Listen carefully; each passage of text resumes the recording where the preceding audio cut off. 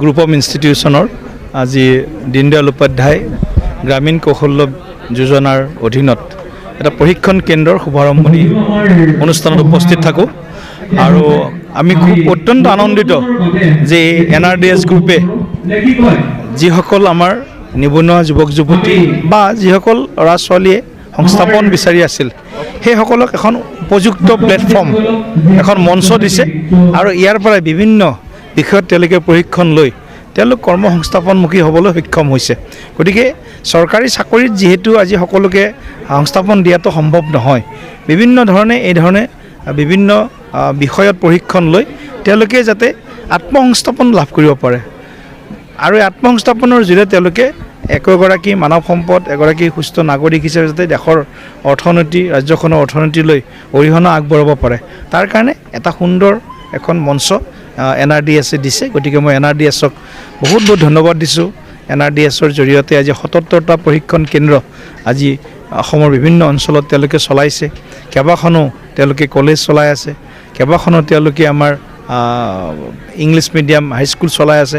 গতিকে এই যে এটা বিদ্যায়তনিক দিশত NRDSৰ যিটো এটা গুৰুত্বপূৰ্ণ তেখেতসকলৰ মানে এটা ভূমিকা বা তেওঁলোকৰ যি উদ্যোগ সেই উদ্যোগক আমি সকলোৱে আজি প্ৰশংসা কৰিছোঁ। আচলতে এইটোৱে হ'ব দেখা গৃহমন্ত্ৰী অমিত শ্বাহক লগ কৰিব কি কয় আগন্তুক যি নিৰ্বাচনত বিজেপি আৰু PPFৰ মিত্ৰ হোৱাৰ সম্ভাৱনা আছে। চাওক, এই মুহূৰ্তত এই প্ৰশ্নটোৰ উত্তৰ দিয়াটো সমীচীনো নহয় আৰু শুদ্ধও নহয়, কাৰণ এই মুহূৰ্তত ভাৰতীয় জনতা পাৰ্টীৰ আমাৰ যি ৰাষ্ট্ৰীয় সমিতি বা ৰাজ্যিক সমিতি এই সমিতিৰ লগত আনুষ্ঠানিকভাৱে কোনো কথা বাৰ্তা আৰম্ভ হোৱা নাই।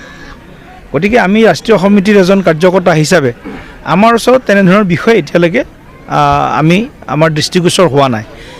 হাগ্ৰামা মহিলাৰী ডাঙৰীয়া এজন প্ৰাক্তন তেখেত এজন BTC প্ৰধান হিচাপে বা অসমৰ ৰাজনীতিৰ এজন অগ্ৰণী নেতা হিচাপে তেখেতে আমাৰ যিহেতু ৰাষ্ট্ৰীয় ৰাজনীতিত তেখেতৰ এটা চিনাকি আছে আগৰ পৰাই, তেখেতে আমাৰ দলীয় শীৰ্ষ নেতৃত্বক সাক্ষাৎ কৰিব পাৰে। গতিকে দলীয় নেতৃত্ব সাক্ষাৎ দিব তেওঁক, কিন্তু তাৰ অৰ্থ এইটো নহয় যে আমি ইয়াত কিবা একেবাৰে নতুন চিন্তা চৰ্চাৰে আমি আগবাঢ়িছোঁ।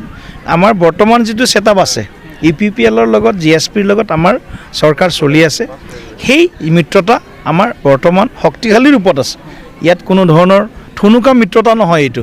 গতিকে আগন্তুক দিনত যদি কিবা সিদ্ধান্ত ল'ব লগা হয় ৰাষ্ট্ৰীয় সমিতি ৰাজ্যিক সমিতিৰ লগত আলোচনা কৰিহে হয়তো সিদ্ধান্ত ল'ব, কিন্তু এই মুহূৰ্তত আমাৰ এই মিত্ৰতা যি UPPL GSPৰ লগত আমাৰ মিত্ৰতা আছে AGPৰ লগত, সেই মিত্ৰতাত কোনো ধৰণৰ হৰণ ভাঙন এতিয়া আমি দেখা পোৱা নাই। আগন্তুক পৰিষদীয় নিৰ্বাচনত UPPL বা GSPৰ লগত মিত্ৰতা ভংগ কৰাৰ সম্ভাৱনা আছে নেকি বিজেপিৰ? মই সেইকাৰণে কৈছোঁ এইবিলাক কথাৰ কোনো মানে তেনেকুৱা দাম নাই। এইকাৰণে দাম নাই বুলি কৈছোঁ, UPPLৰ লগত আমাৰ মিত্ৰতা আছে, আমাৰ বৰ্তমান চৰকাৰ চলি আছে, অসম গণ পৰিষদ দলৰ লগত আছে আৰু GSPৰ লগতো আমাৰ চৰকাৰ চলি আছে। গতিকে এই মুহূৰ্তত আমি এক মিত্ৰ শক্তি হিচাপে আমি বিৰোধী শক্তিৰ বিৰুদ্ধে অৱস্থান কৰি আছোঁ।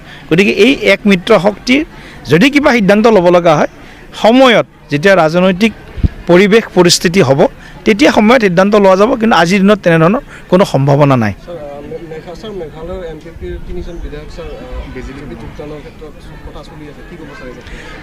বিজেপিততো দেখিছে আপোনালোকে, মেঘালয়ত যিটো অস্থিৰ ৰাজনৈতিক বাতাবৰণ আপোনালোকে সকলো দেখি পাইছে।